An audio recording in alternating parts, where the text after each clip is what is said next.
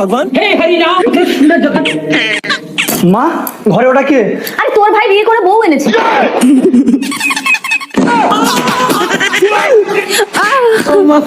কি ভাসুরে? ভাই হঠাৎ তুই বিয়ে করে এসেছিস, বাড়িতে কাউকে বলেছিস?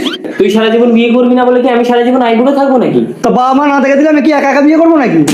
তোর ভাইকে তো দেখে দিতে হয়নি, ও কি করে সুন্দর একটা মেয়ে বিয়ে করে আসলো? আমি ওসব প্রেম টেম করতে পারবো না। আজকাল প্রেম না করলে কেউ তোকে মেয়ে দেবে না। বৌমা তোমার বুকে লাগলো কি করে? ভাসুর ধাক্কা মেরেছে।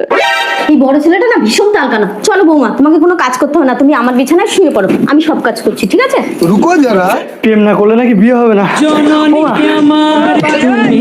আরে তোর আমাকে ভাসুর, তুই কি তালকানা নাকি? কি হয়েছে গো মাম্পি? দেখো না তোমার দাদা ঘন ঘন এসে আমাকে জড়িয়ে ধরছে।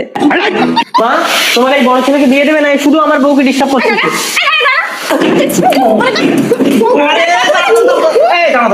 মারামারি করো না, ওর আজই আমি বিয়ের ব্যবস্থা করছি। এই কুলাঙ্গারকে কেউ মেয়ে দেবে? মা আমার একটা দিদি আছে। বাহ, তাহলে তো কোনো চিন্তাই নেই বৌমা, তুমি আজই বাপের বাড়ি চলে গিয়ে তোমার দিদিকে নিয়ে আসো, আমি আমার বড় ছেলেকে গোধূলি লগ্নে দিয়ে দেবো। ঠিক আছে বাবা, যাচ্ছি।